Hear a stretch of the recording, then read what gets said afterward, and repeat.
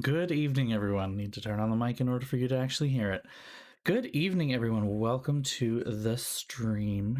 We're back with another episode of Patrick Plays Games that make thinking hard. Probably. I don't know. I've heard pretty good things about Call of the Sea. I haven't heard the same things about Call of the Sea that I heard about Outer Wilds. In terms of like it's really heavy, it's really deep, it's etc. But I'm expecting that there's probably going to be some of that in here anyway. Um, Regardless, Outer Wilds. Oof, what a game that was. Yeah, I did not cry after I got off stream. I didn't. I swear, and I have not cried since. But it was very affecting, nonetheless. I almost cried on stream. I even went back to the VOD and I listened to it and I was like, oh, yeah, I'm about to cry, aren't I? I can hear myself. Oh boy. As you can see, I'm here with my requisite dessert of bowl of ice cream filled with caramel sauce. I'm very excited about the caramel sauce. Oh.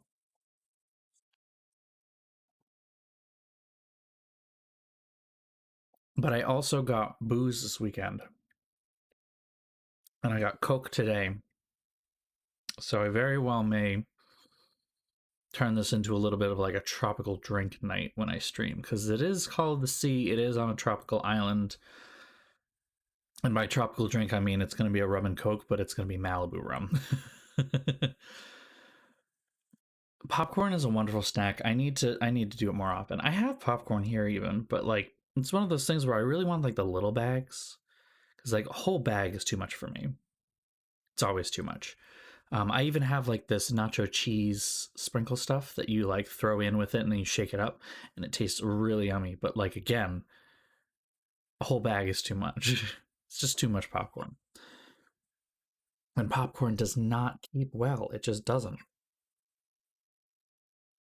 Mm. Mm-mm-mm-mm-mm. I love ice cream. Mm. So this has been a week so far. Pretty crazy. Pretty crazy. Most annoying right now is the whole friggin' nail situation.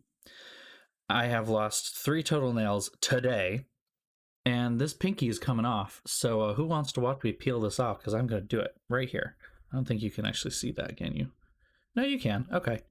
Here we go. Here we go. What are we going to do? We're going to peel this pinky off right here. Whoop. Nope. Or maybe not. Come on. Ah, there it goes. Whoop. Just a little lift. And I don't have a nail polish anymore. Boop. There it is. Because I guess I can't use this base anymore. Now I have 4 that are off. And I liked how my nails looked with this too, so I'm gonna have to do them again. But I don't know. I was really hoping to try and find a way that I wouldn't damage my nails quite so much, and I could wear nail polish more often. Because this summer, I went on this whole like nail journey, if that's what we're gonna call it. I went on this whole thing where I basically was like trying a bunch of different nail art techniques, ombreing, and different combinations of what I had. And I got magnetic nail polish, which is really cool. And I had a great time with playing around with it. And then I ruined my nails for like, I had to stop wearing nail polish for like 3 months. And I was so mad. So it was just like, my nails look boring, but they're flaking and they're not happy.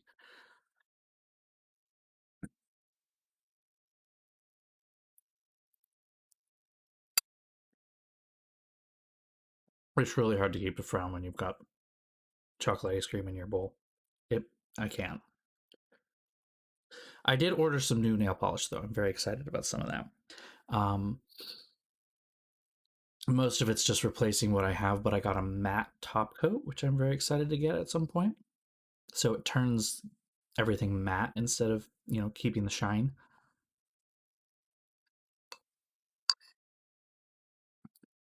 Does some very interesting effects with what I have. Kind of curious to try using it with the magnetic polish that I have and seeing how that works. Um, I've seen it most used with multi-chrome polishes like this one. I don't know if you can kind of see that there's a bit of a color shift there. It's not really helpful. Um, yeah, it just looks purple in the stream, but it's on the Discord. You can kind of see that there's a bit of a blue purple shift. Oh, I can see this one's coming off. Like it fully exposed the tip. That's weird. Huh.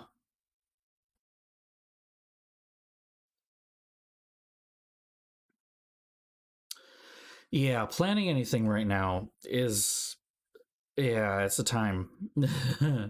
This time last year, I was going to Disney next week. I want to go back. I don't want to go back to Disney, not right now, but like I want to go back to last year and being unaware of everything and carefree and not dealing with pandemic. That'd be nice.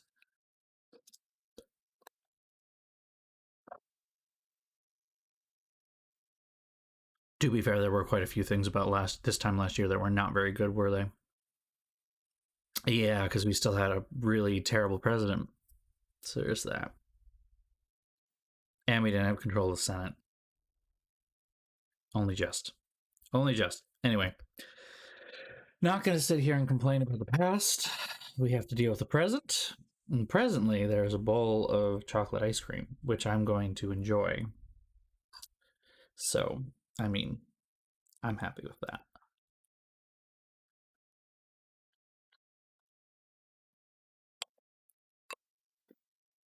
I had a very interesting day today with my therapist. And that was just funny because it turned into less of a therapy session and more of a music history lesson. And I told him at the end that I should charge him.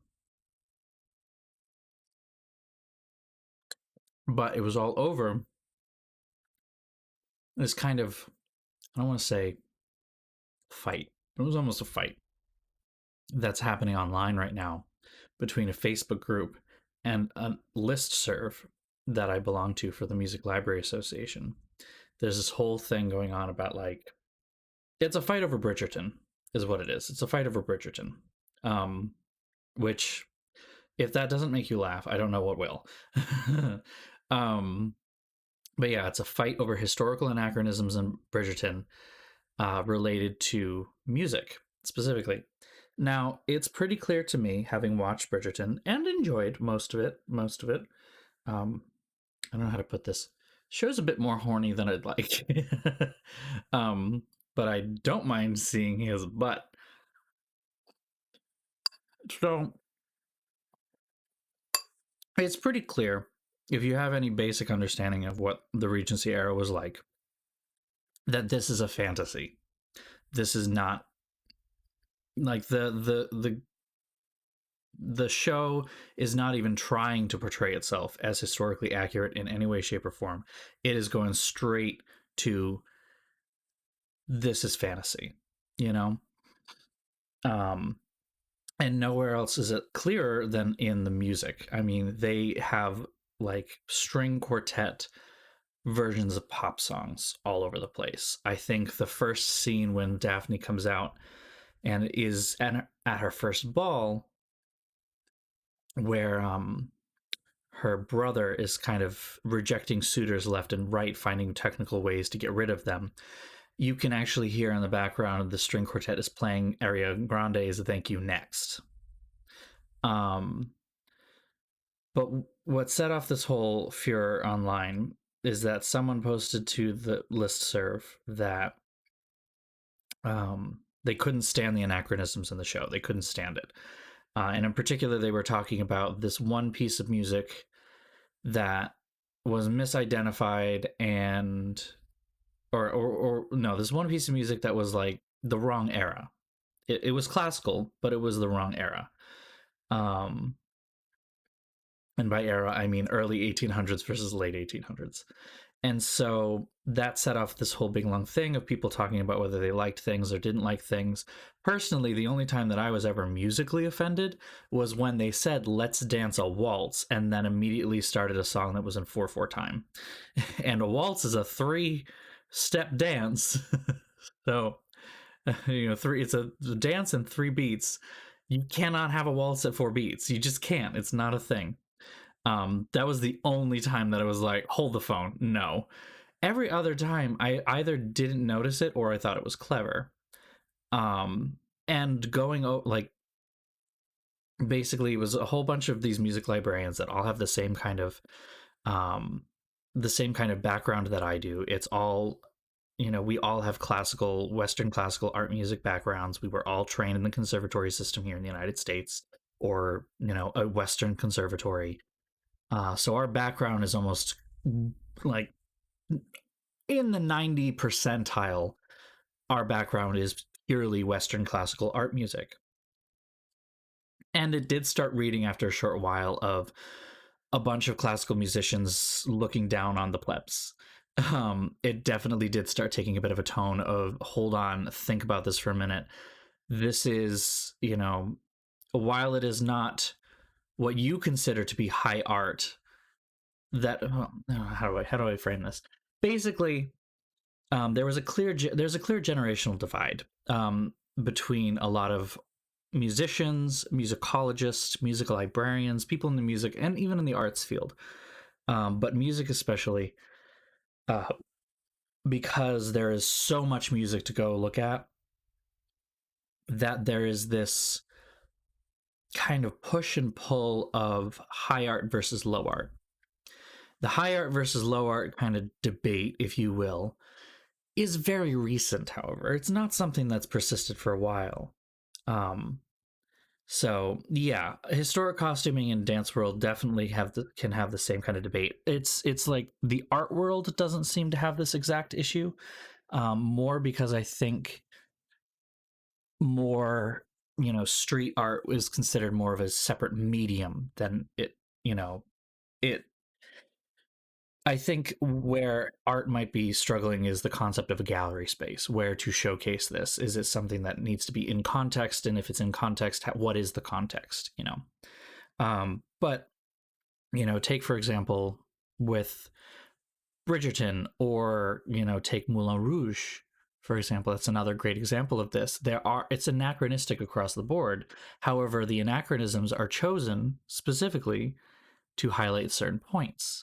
Things like Ariana Grande's Thank You Next being used to highlight the not you, not you, not you, not you of Daphne's brother. And then there's another scene when I can't remember what one it is. There's another scene where Billie Eilish's bad guy is what was transcribed to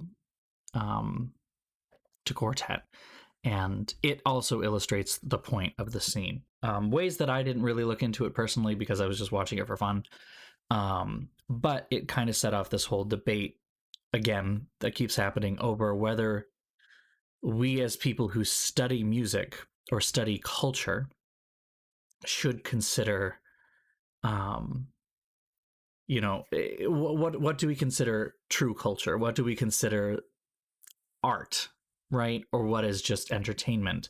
Is there a line between the two?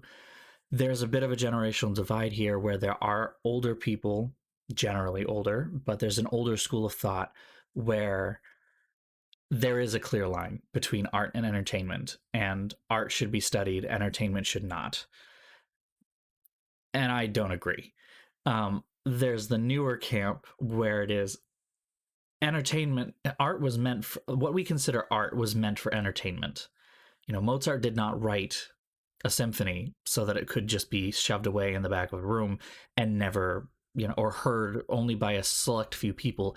He wrote them to be performed, and he wrote them to be heard. He wrote them to make money.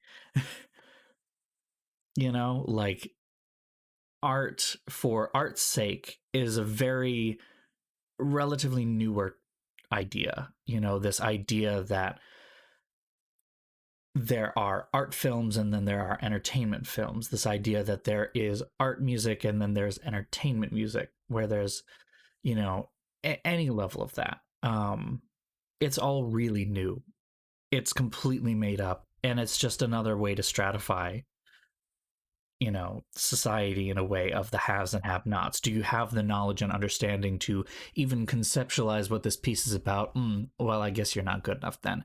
Meanwhile, I'm sitting over here being like, we should really think about studying film music and video game music with the same level of academic rigor that we do Western classical music. Like, there's only so much that you can do with Beethoven. The man's dead. He's not writing anymore. But there's plenty you can do with John Williams.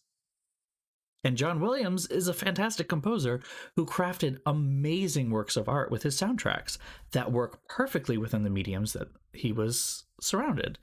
So, I mean, so here's the thing with that though. When it comes to costuming, there is a pretty clear with like ModCloth doing Bridgerton inspired clothes. This happens all the time, and we're just recycling silhouettes with modern fabrics all over the place. Bridgerton, costume wise, is not indicative of the era at all, and I think anyone with half a brain looking at it can kind of see that. I mean, the silhouettes are all over the place. Lady Featherington is wearing something that looks like it's from the Dior catalog in the 1950s. It's incredibly shaped to her body, and it is very well known that that was not okay in that period. Everything was empire waist. It was just below the bust. So, like it was incredibly obvious, especially when she was right next to her lady's maid, who is wearing something that is far more historically appropriate.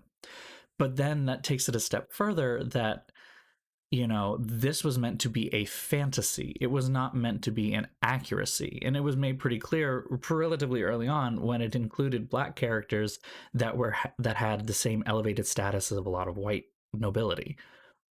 Now, I have my own issues with that, which I will get to in a minute. But even just with that, it kind of called out right away that, like, this isn't necessarily what it would have been like. Don't expect this to be just like that. Going back to what I had just said, however, when it comes to the issues that I had with the presentation of the black characters that were in there, I was kind of hoping they were going to go one of two ways. Either one, they were just going to have characters be black, and that was it. And they were going to be treated completely like they were part of this world and they had always been, and nothing was weird about that. And I thought that's what they were going for. They had that going for so long of the season, and I loved that idea. It's one of the two possibilities I was really hoping they were going to do. The other was that they confront the fact that there are black characters that are in the same positions that we normally only see white characters in, and historically, only white people have been able to attain that level of status. And so they confront that. They show where the change in history, if we want to call it that, happened, and explain why it did, what made it different, and especially what makes it better. And then they ended up not doing either. They ended up going in the direction of, we're just going to pretend that this is just how it always has been, in the same way that I think, D&D and other fantasy games should absolutely do. I mean, if you have elves and orcs and humans and dwarves and halflings and tieflings, why the hell do the humans care whether their skin is dark or light? Like, why? Why does racism exist in your world unless you explicitly put it in there? And if it's so, what reason is there to have it, basically? But they were going in that direction of, this is fantasy world. People of all races are just as elevated as white people. Okay. And then they had like a throwaway line somewhere at one point. Not even throwaway. It was like talking about how the queen elevated BIPOC people in society. It was an exchange between the Duke and Lady. I'm getting the names mixed up with a novel that I'm reading. um, but there was basically this exchange between two black characters about how BIPOC people were uplifted by the queen being in the position that she's in. And like then they never brought it back up again. They never addressed it again. And it was Lady Danbury. That's right. Um, they never brought it up again. And I was just like, but you had something going here, and then you kind of pivoted over here, but then you dropped the ball. Like, and I wonder how much of that was the studio basically kind of saying like we can't talk about race too much. I wonder how much of that is, honestly, which is frustrating because creators should be allowed to make the art that they want to create. Anyway, um, so yeah, from the costuming perspective, I think um the the take that I'm seeing on a lot of historical costuming YouTube especially is these are not accurate. These make no sense in the Regency era, but it's also pretty clear that this was not meant to be strictly Regency. It's meant to be like a fantasy version of what the Regency was. In the same kind of way that, Lord of the Rings is a fantasy version the um of the medieval eras. The silhouette between the 1400s and 1500s is drastically different, and yet, you know, Galadriel's coming out here and she's showing way more cleavage than anyone in either era would have shown. um, I mean, I think that's not completely out of the question. All fantasy kind of needs to have a little bit of grounding in reality, in order for us to conceptualize what shorthand we're looking at.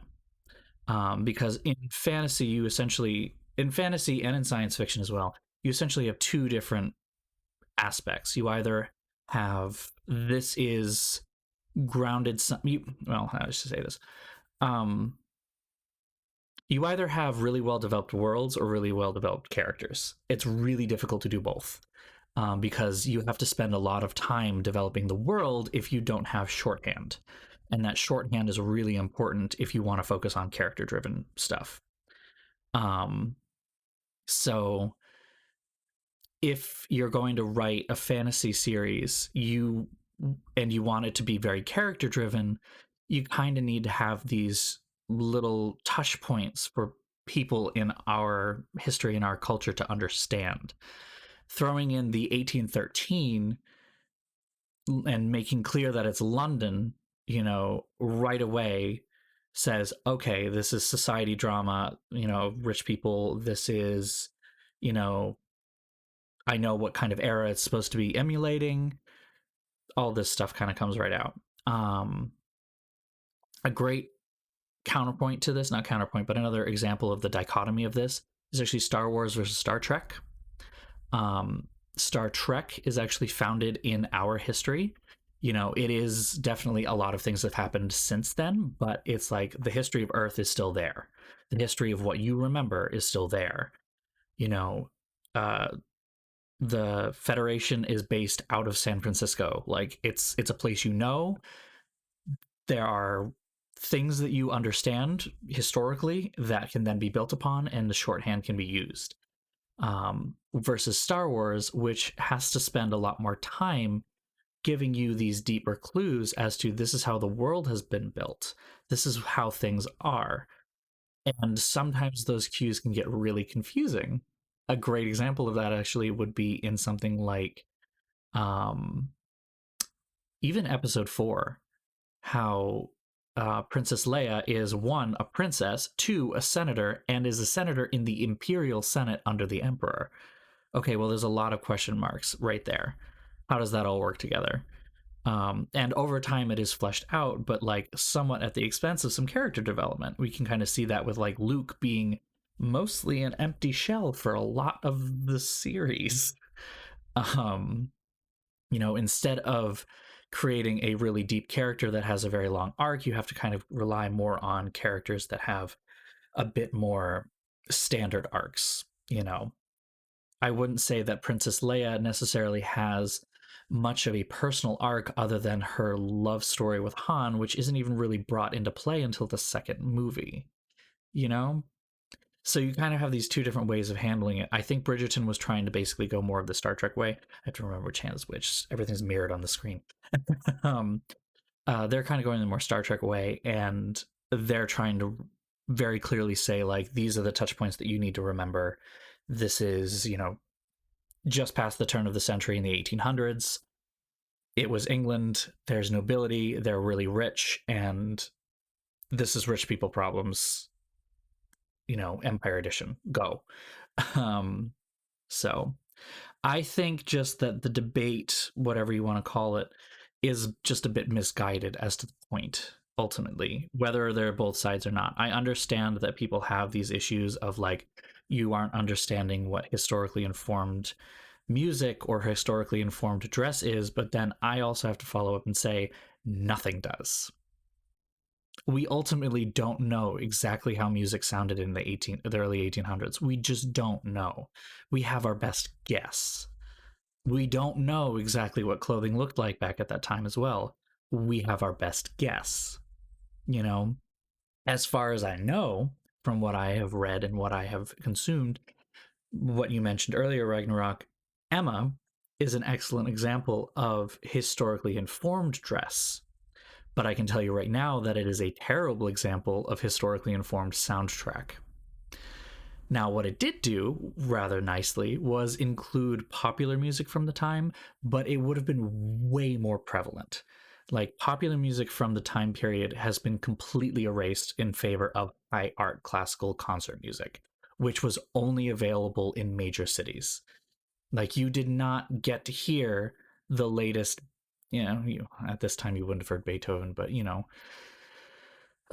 didn't get to hear the latest symphonic works, the latest operas, unless you went to London. You had to go to London. You were not going to hear it in the country, didn't matter. And therefore, the only time that you're going to see it is when you're in there for the season. And this was obviously, not a season drama, it was a country drama, which pretty much all of um, Jane Austen's books are country dramas. They're not season town dramas. And so it has always puzzled me why, if that's the case, they always focus on orchestral music and bringing this orchestral or opera sound, because that was a really big thing in Emma. The entire soundtrack was this orchestral with a one or two opera singers at any given time. Now, it was an original soundtrack. It was written for that purpose. It had its own purpose and reasoning behind it, which I liked. But if I'm looking at it from purely historical perspective, it just doesn't work because it wouldn't have existed in that era. It would have existed in the era, but it doesn't exist in that world. It's removed. So, I feel like, especially on the internet, where it is really hard to have any kind of nuance, which is why it is now 8:40 and I have not started playing this game yet. um, it is incredibly difficult to have any nuance, that people kind of have these quick and dirty hot takes that are very, very polarized to one way or the other. And we kind of encourage that. We encourage it because it's easy to fight instead of discuss sometimes. And if you have really polarized positions, it's harder to understand the other side's approach. This is sounding like a really big metaphor for like politics or things, but like, it is true. I'm not accusing you of being polarized at all. I understand where you're coming from. I have the fortunate, not sure, uh, curse or blessing, I'm not sure, again, of being kind of in the middle of a lot of these debates. Like, I am not going to sit here and say that I'm trying to think of something. Like, I'm not going to sit here and say that historical anachronisms that are poorly done should not be called out when they are poorly done. But when they are well done and done well in a way that actually enhances the art as a whole, in this case, the whole show, I have to give credit where credit is due. And I think in the same way, the clothing did that as well. While I recognized almost immediately that none of the clothes made any sense, there was too much embroidery, it would have cost way too much money.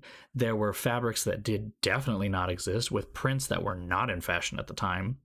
But at the same time, they definitely communicated more about the characters and their position, who they were, than, you know, than possibly would have been, than could have been possible if they had stuck to specifically only historically informed dress. So that's kind of my 2 cents on the matter. Um, as far as the um, I mean, I think in that case, for those of us who are looking for that more, then media like Emma exists. You know, you can clearly see a lot of moving forward and a lot of historical dramas in the last 10 years. Even my roommate and I showed my roommate Elizabeth and Elizabeth the Golden Age this weekend. Elizabeth from the late 90s and Elizabeth the Golden Age from the thousands. And I mean, first of all, production value between, 90s versus thousands, and even just like what was what was standard production at the time, hugely different. But like, I was looking at it with a bit more of a critical eye and was kind of like, some of this doesn't make sense, if you're looking at it as a historical drama. And it was trying to be a historical drama, and that's where I think I can criticize. It was not trying to be a historical fantasy. It was trying to be a historical drama. It was trying to ground itself purely in the Elizabethan era during the reign of Queen Elizabeth. And it was trying very hard to be like, presenting it as, this is what she wore, this is what they listened to, this is what you would hear. And no, just no, it's not. Like, I love the costuming, absolutely. They had like these almost 1940s power suits meets 1980s power suits meets Elizabethan silhouettes, and I fucking loved it. I wanted every one of those dresses. Oh my god. But not accurate. There's at least one point in one of the two movies where Edward Elgar starts playing. Edward Elgar from the 20th century, Nimrod from the friggin' uh variations. Oh god. Oh no. I know this. But it's a piece of music that, while it is emblematic to England and is, Edward Elgar is one of England's greatest composers, Enigma variations, it just came to my head. So, even though Edward Elgar is one of England's most famous composers, he wasn't even alive during the Elizabethan era. If we wanted to listen to what was actually happening in England at the time of Elizabeth, we should have been listening to like Thomas Tallis, John Shepherd. Like, it should have been maybe Purcell. Like, but not Elgar, not Beethoven. You don't, no, you did, no. So that's where I think we can draw our line and say this should be criticized, right? There are some interesting choices, but these can actually be criticized and counted against it. Whereas I think things like Moulin Rouge, while I'm actually not even the biggest fan of Moulin Rouge, Moulin Rouge is certainly not emblematic of the 1910s in any way, shape, or form.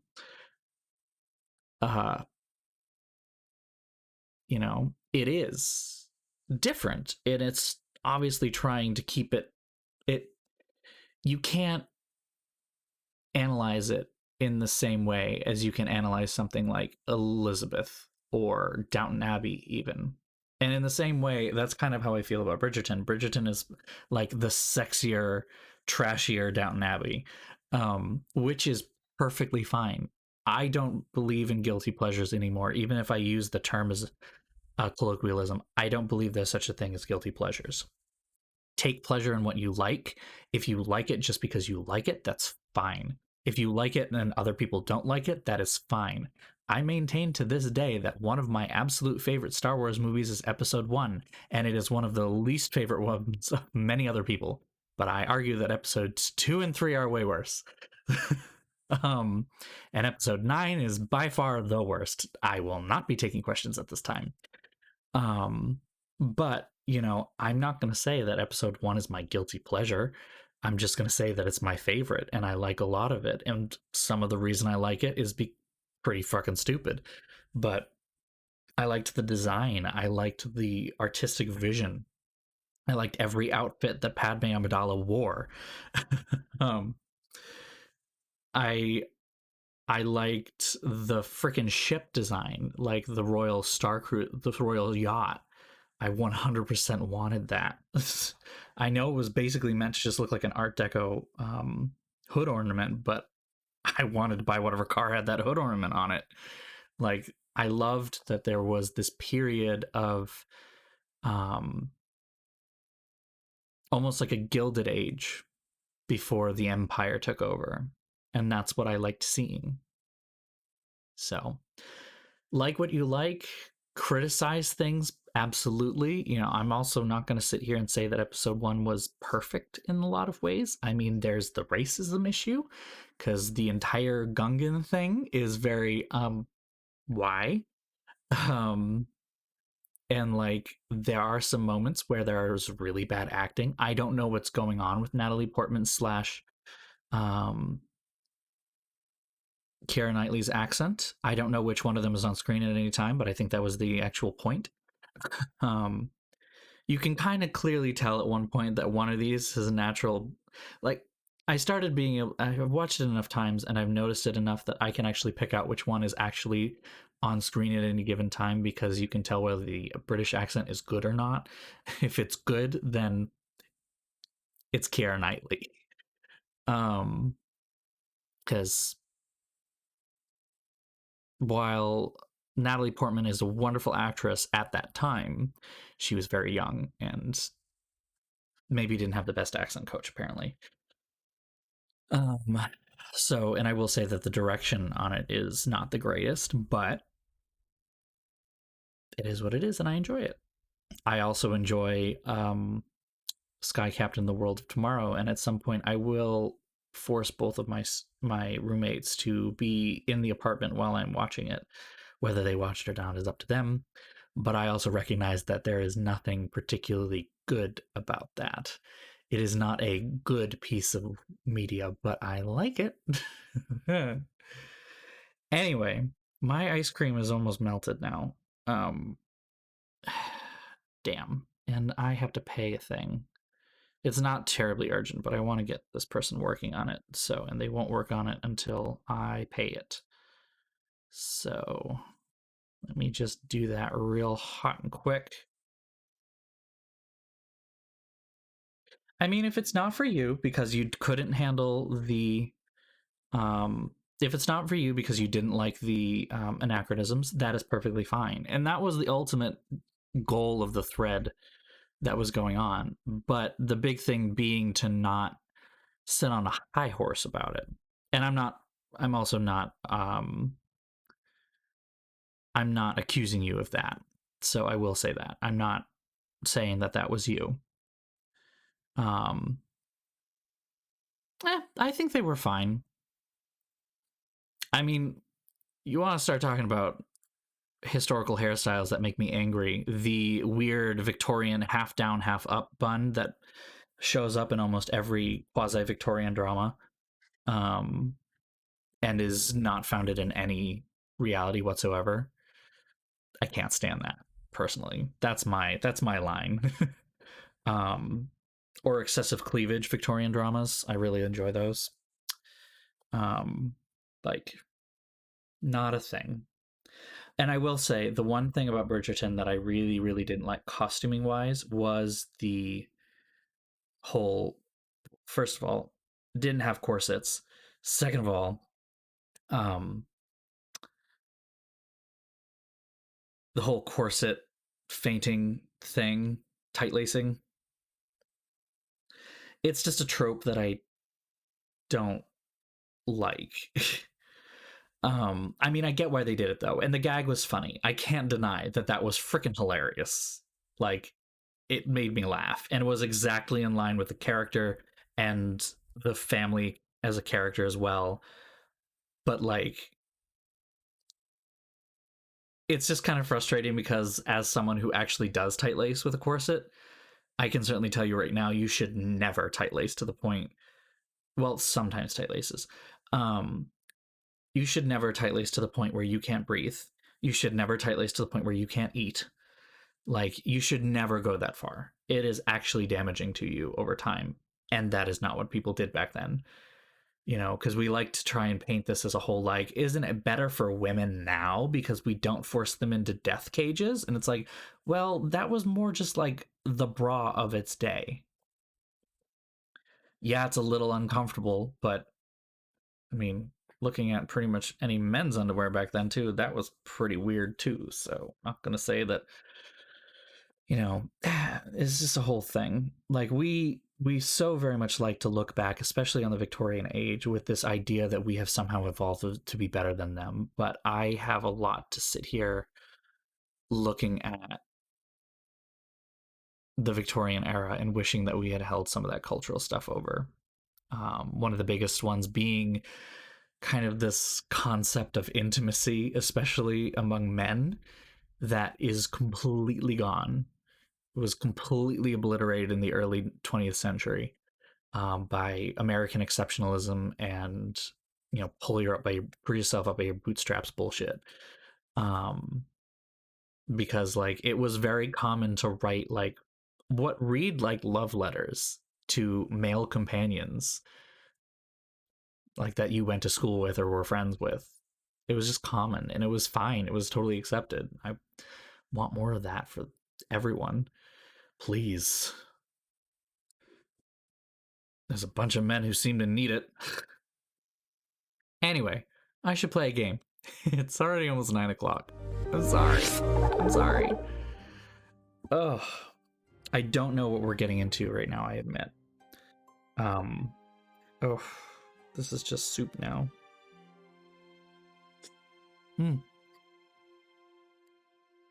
I will say the game looks really pretty from the art and the screenshots that I've seen.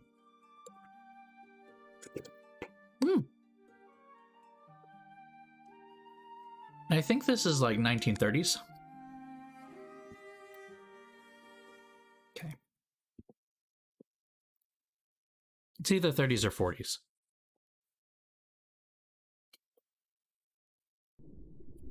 Oh, that was just a loading screen. Okay.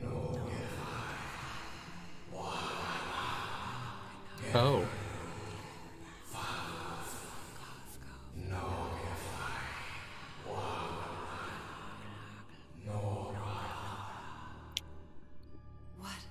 What was that? I thought this game wasn't scary.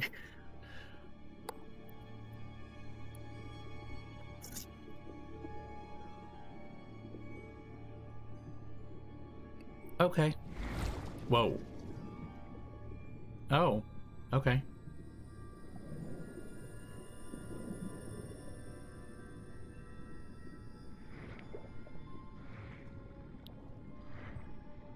By the way, this has a lot of Lovecraftian themes in it, so prepare for some weird.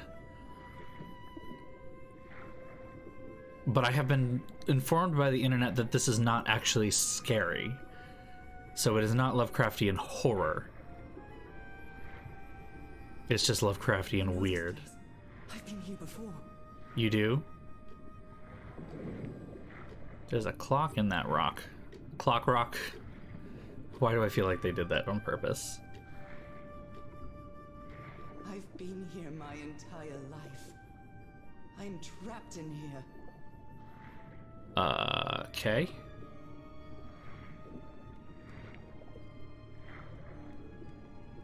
These stairs. I'm climbing these stairs again. I need to get out. The voices are calling me.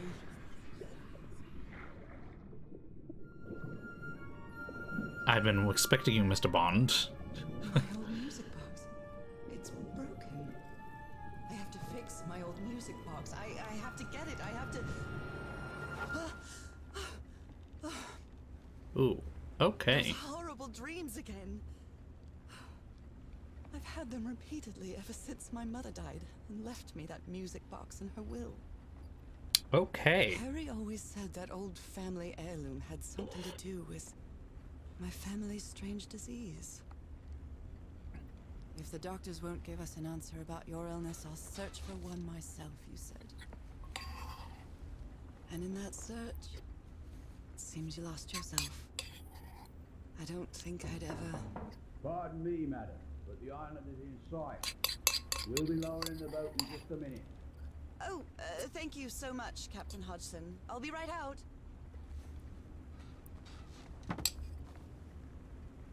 Okay. Right. Time to gather my things.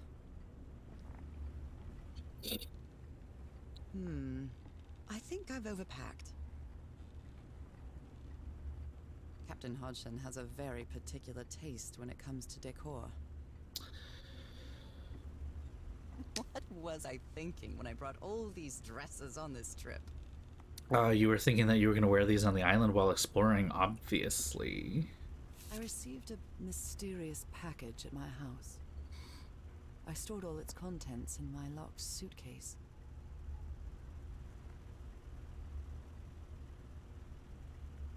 I received a mysterious package at my house. I stored all its... Oh my, I have the worst memory. I forgot the combination again. Thank goodness I always bring my journal with me to write things down. Oh, I'd better cover up my hands before I leave the cabin. I wouldn't want anyone thinking I'm a circus freak. Okay. I love this song. 1934. The There we Amazing go. Adventures of Nora Everhart, art teacher. Give me a moment. I can do that. Maybe. Or not. I can do something.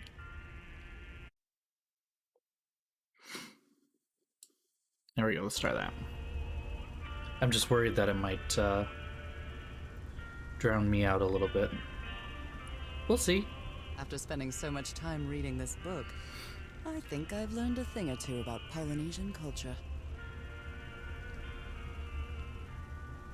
Or I guess I should actually, like, read the journal. Oh, okay. It's not telling me what the things are. 506, that looks like it.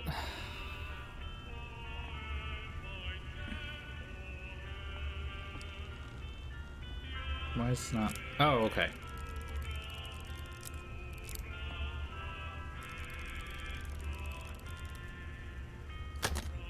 All right, now it's open. This strange and sharp relic came in the package I received at home.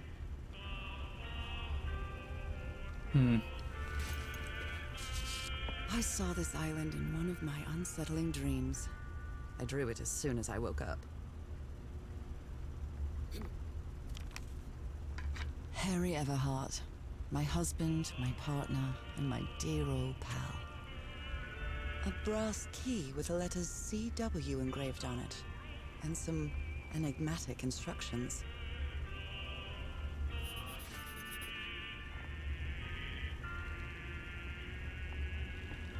We're all set, madam.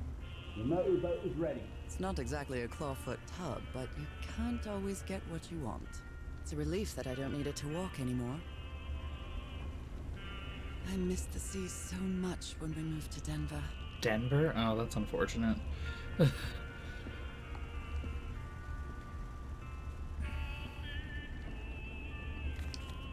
always dreamed of traveling.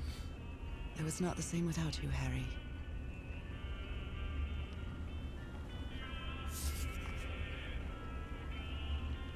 I'm definitely going to miss this bed. Falling asleep to the ship's rocking was delightful. Are you not staying on the ship while you explore the Okay, island? Nora. From here on out, you're on your own. Okay. Why? Lower the motorboat. Be careful with Mrs. Everhart's equipment, lads.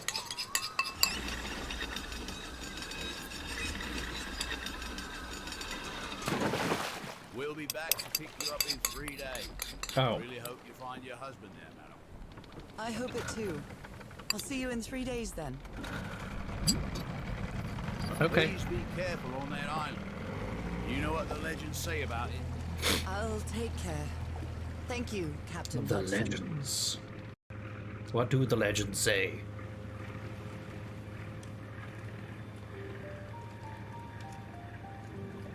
Well, here I am, in the middle of the ocean after traveling across half the world. Just Legolas, miles what do away your from elf where my eyes husband see? is supposed to be. You left a year ago to search for a cure for my affliction. Your letters kept me close to you, but suddenly they stopped coming. What happened, Opal? What did you find? Whatever it was, it led you to hire a crew and set sail from San Francisco to Tahiti. And from there to this place, an island in the middle of the Pacific that the locals refuse to even name. I mean, that's not Everything ominous is at all. familiar. So familiar. As impossible as that may sound. Is this the island I dreamed about? This Hi. can't be a coincidence. There's a big key there. I don't really know why there's a big key in the clouds.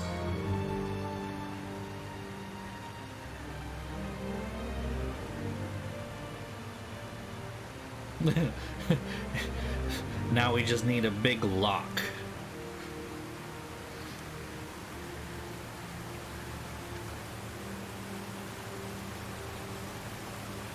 A breathtaking, idyllic island, surrounded by deadly reefs and protected with stakes to keep anybody from entering. Why?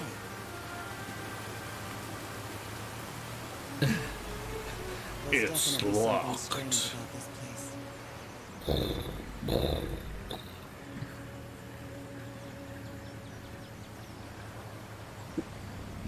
Excuse me.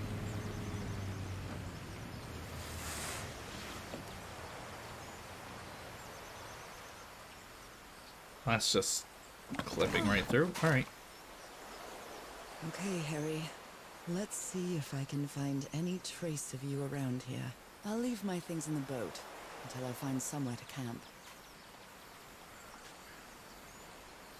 I know it's just resonance, but I do love listening to the sea in them.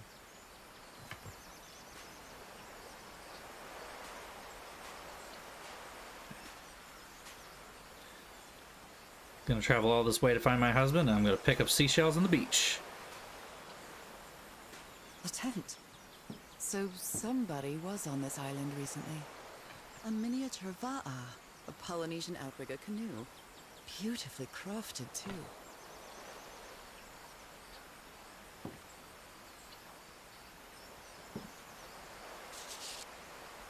I cannot read Written in that. French.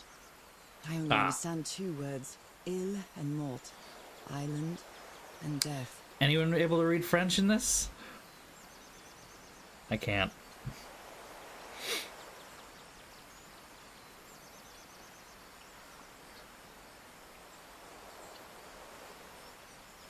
Yeah, I can't It read must that. be a I was hoping that I warning might be able to get some of these, about but the dangers of the island. This machete is completely worn down. The blade is dull.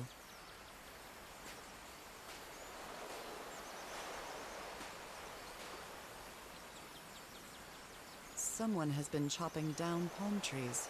A lot of them. Maybe to build something. I feel quite good. I dare say I might even walk a little faster than usual. that's a really odd way to be like, hey, you should run. Yeah, if it were German, I could do it, but yeah, it's An French. offering of mother of pearl. Quite valuable for the Polynesians.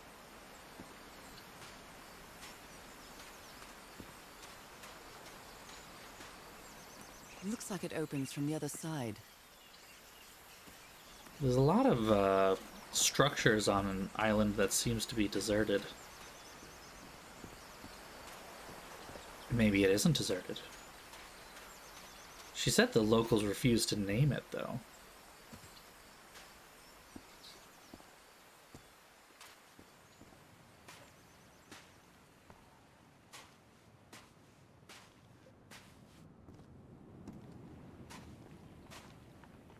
Those markings seem to represent the sea.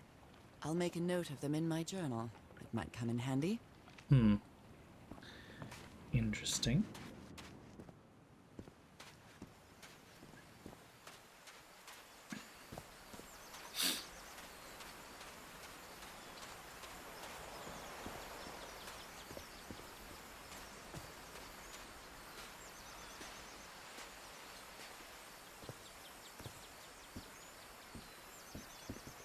These wooden figures are called Unu.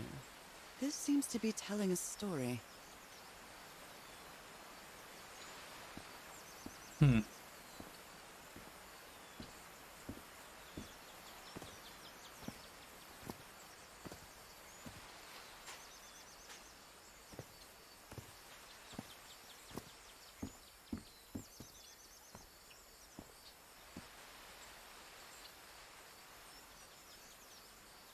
Like lizards? Really big lizards? A bone fish hook.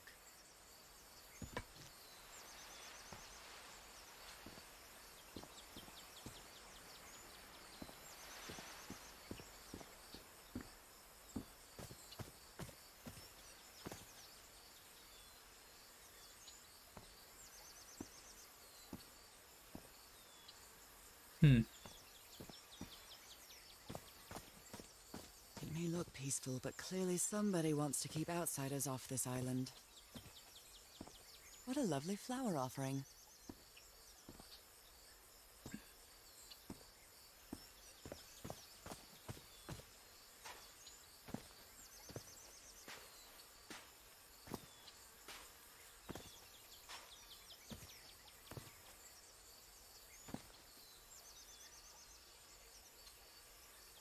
That looks like a person being offered to the thing as to be eaten.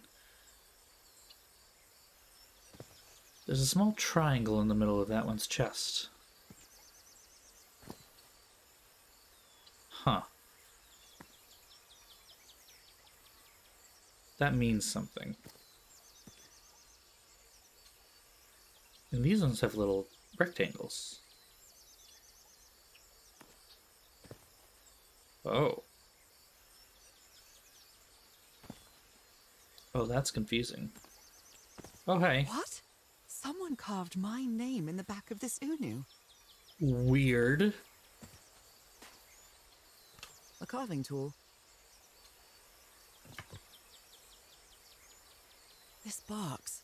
CW. Those are the initials on the brass key. It opens it. So whoever sent me this key was here. Oh, there's a thing underneath the flower. This is starting to look like a scavenger hunt.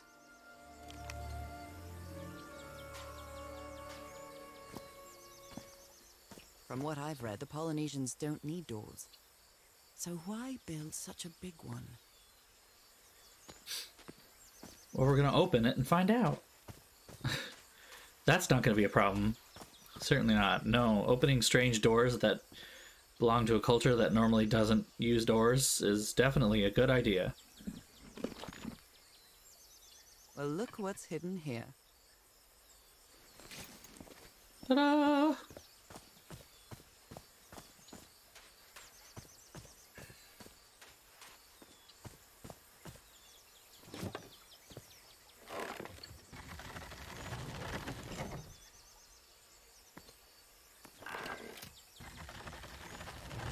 Well, that did something. It works. She definitely has like the adventure game This may be protagonist the first dialogue. time I trespass a private property. My childhood in Newburyport wasn't Hey! exactly the most thrilling thing. Newburyport, what's up? I mean, it is a Lovecraft game. We had to get some New England in there somewhere.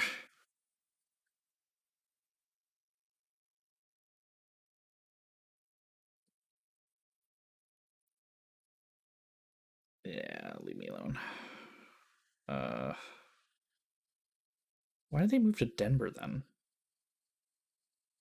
That's just unfortunate. Where was, wait.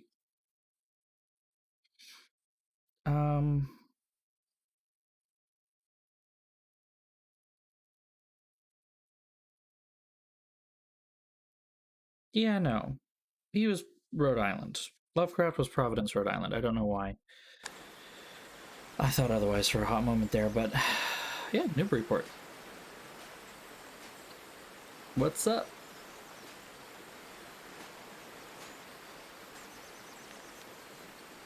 Lady Shannon?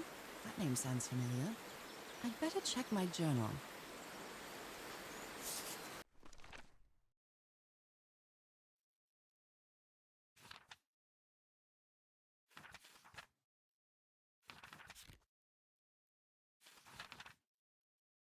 Okay, we hadn't even done any of this, but July 6th. Been a month since I received Harry's last letter. Postmark San Francisco mentioned the answer to my illness might be found in the Pacific Ocean. Hoping silence is only due to the delay in the postal service. Last night I had another vivid dream. This time something was different. Strange island looming in the distance. Heart of the island, a huge stone obelisk rose up before a mist-shrouded mountain. I woke up drenched in sweat. September 16th. I keep waking up to odd dreams in the middle of the night. Still no news from Harry, and it's been months already. Damn this disease of mine. My husband is missing, and I can barely walk for a couple minutes without getting exhausted. October 10th. An enigmatic sentence written on a photo of my husband, an ancient stone relic that looks like a knife, a brass key with the letter CW, all three in a package I received yesterday, postmarked to Tahiti, no sender.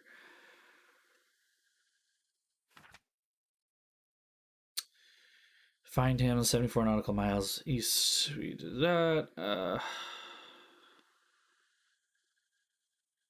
I did that. There's trail. This is Carmel, Tahiti again.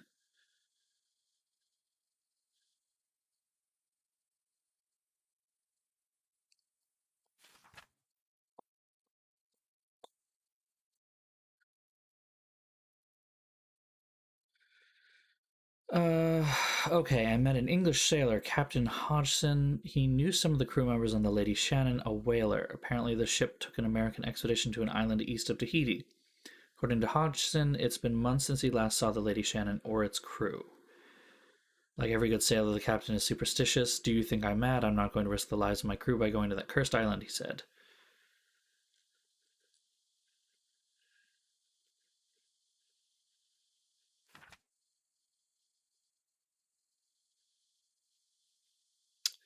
Okay, I guess that's that then.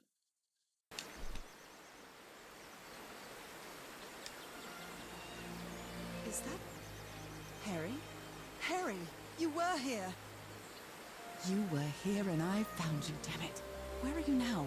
Where is everybody? Where did you and all your crew go? Okay.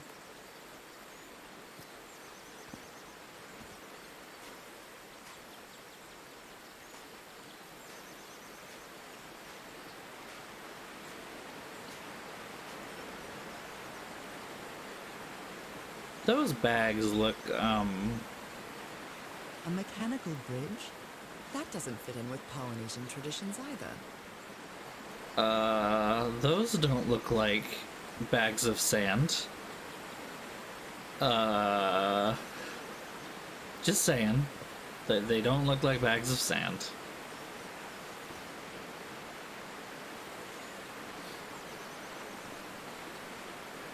This reminds me of those slot machines that Harry and I saw at the Atlantic City Pier, but a Polynesian version.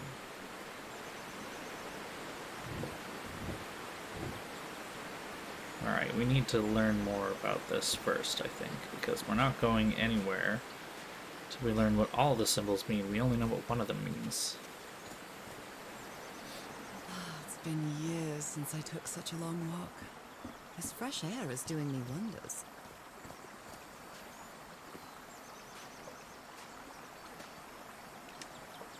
What a beautiful mountainous landscape. Okay, so that means mountains. I can feel the air is denser here in this mangrove swamp.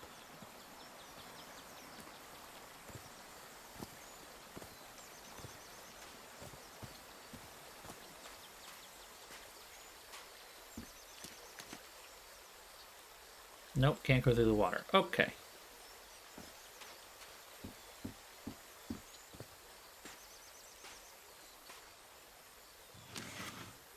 Rays of sunlight shining through. Another symbol.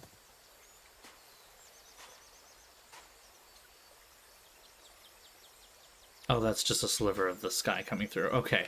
Like, what's that shiny thing?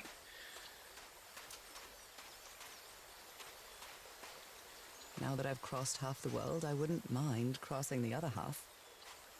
But I have to do it with you, old pal.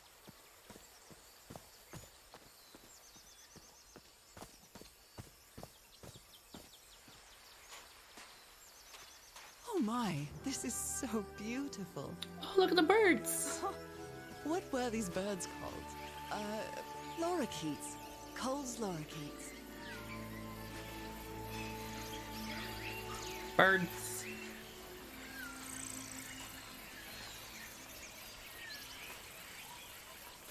So what do all these symbols mean? You gotta work with me. Look at the birds. Look at how precious they are. There are lorikeet feathers scattered around this uni. I'll draw the symbol in my journal.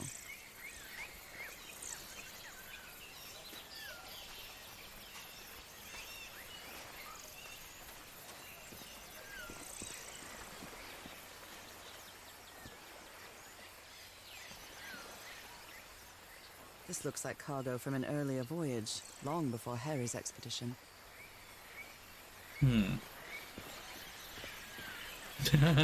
Go full Lion King at the end of the pier. Or the rock.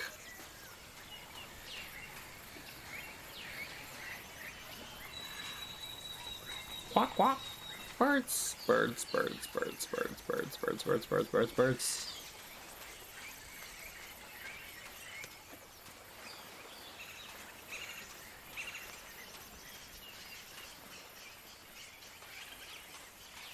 I do not exactly know where I'm going or why. A shortcut. That's convenient. Oh, hey, this is back to where we started. Okay, okay. That'll be helpful. A map would be more helpful, but we might not get that, so... Okay.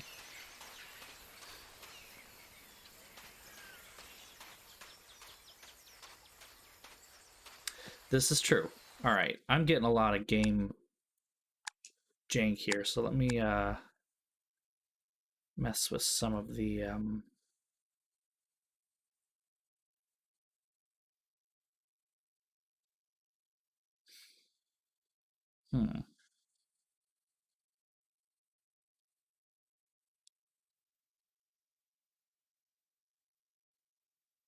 Apparently I can't fine-tune any of the graphic settings. That's annoying.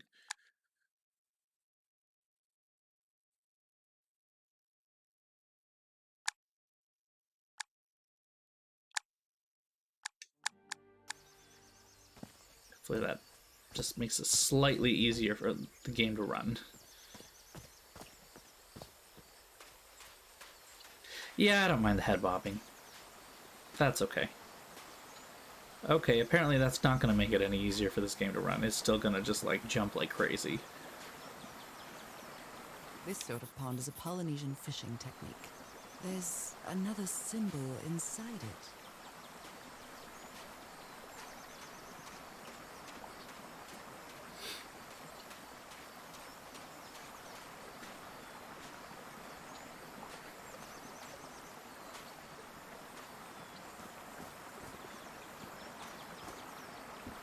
Okay, did we get all the symbols then? And more importantly, what do we do to open the thing? What is the sequence?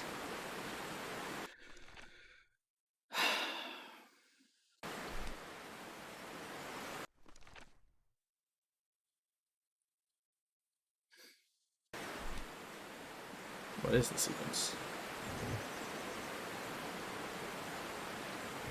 I am still missing one. 1, 2, 3, 4, 5, 6. Yeah, I'm still missing one. Aren't I? Well, maybe the one that I'm missing is... like the bridge itself or something like that, perhaps? Let me go back to where the birds were. Maybe the birds are the area with the birds are the clue.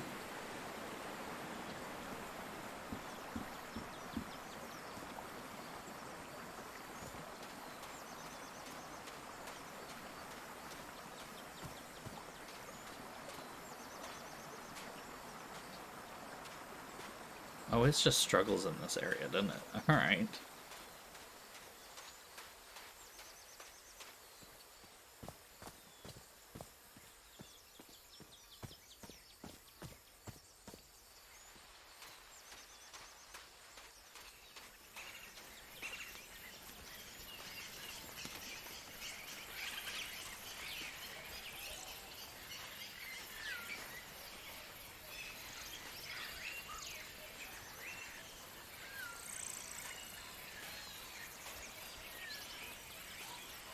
I don't know what to do here.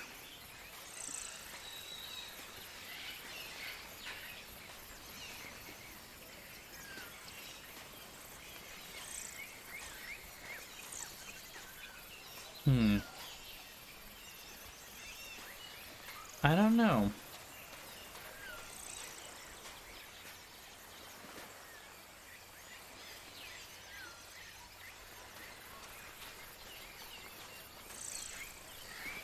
Most of these are ones that I don't have or need of. You know, like this one represents the bird feathers. Okay. Polynesian chieftains make their head ornaments with lorikeet feathers. What a lovely souvenir.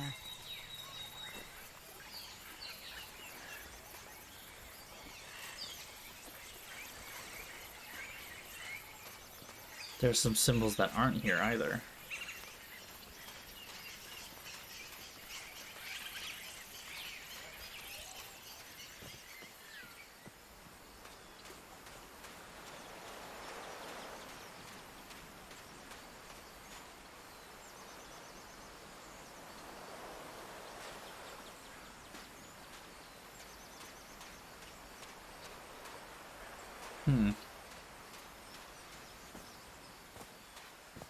Harry said that he would go to the end of the world to find a cure.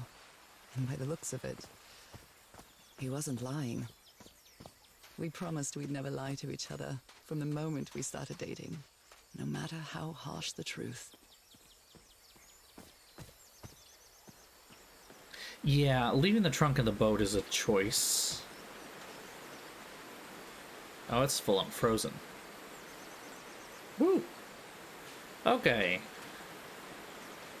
Alright. We do need to move at some point today.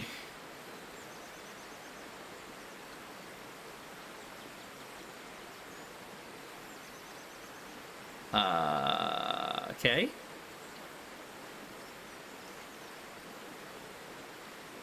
Hello?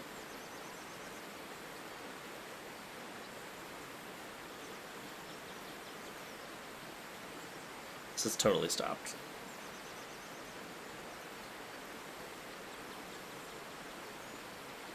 This is a good sign.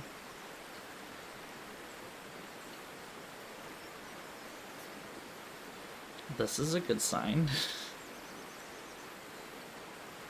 Huh. Excuse me. Can you still hear me? No, I don't think you can. I'm not seeing... Wow, okay.